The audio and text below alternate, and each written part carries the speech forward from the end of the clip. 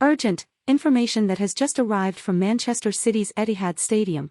Pep Guardiola talks about the accusations of the Premier League. We are following the whole development of this news that could happen at any moment, and if you want to know everything firsthand, already subscribe to the channel so you don't miss the result of this accusation.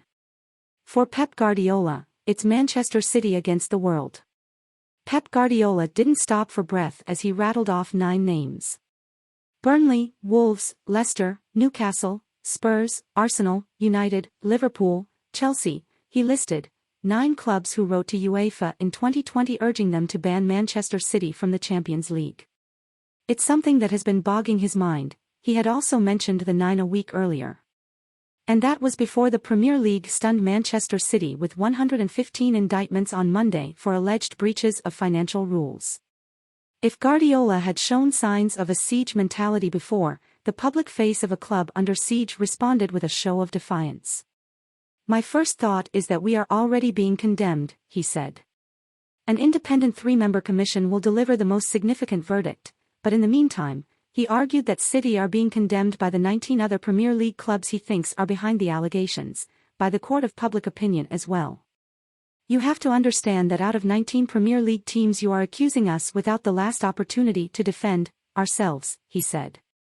The defending champions could, if found guilty, face expulsion from the division, lose some of their titles, receive point deductions or hefty fines. It's an unprecedented charge. Guardiola disputed that, however. UEFA accused City in 2020, initially banning them from Europe for 2 years before the suspension was overturned by the Court of Arbitration for Sport. For Guardiola, history is repeating itself. "The same articles, the same accusations, the same everything," he said. If the manager's robust rebuttal is to reach an appreciative audience in City's fan base, it reflects the club's frequent attitude, us against the world. Leave your like on this video so you don't miss the latest Manchester City news firsthand. The potential punishments, he suggested, could send City back to lower levels.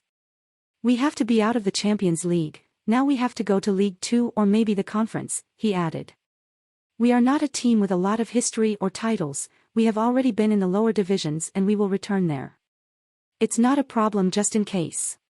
We'll get Paul Dickov and Mike Summerbee back, and do a good process and we'll be back. I'm sure." When he was captain of Barcelona, City were a 3rd division team. Dickov and Summerbee formed different parts of his past. Each played in periods when City brought entertainment, not always intentionally, and popularity among neutrals before their reinvention over the past 15 years.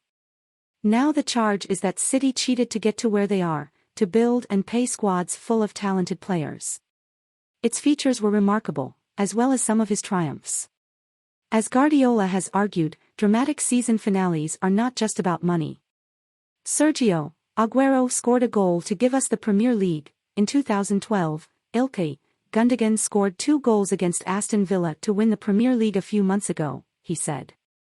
"We did it on the field. Do we have to do this off the field? Okay."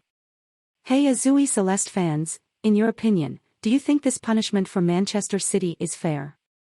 In your opinion, would this be a fair punishment? Put your opinion in the comments, because your comment is very important for Manchester City. Do not forget to subscribe to the channel, because at any time I will bring you the development of this information exclusively.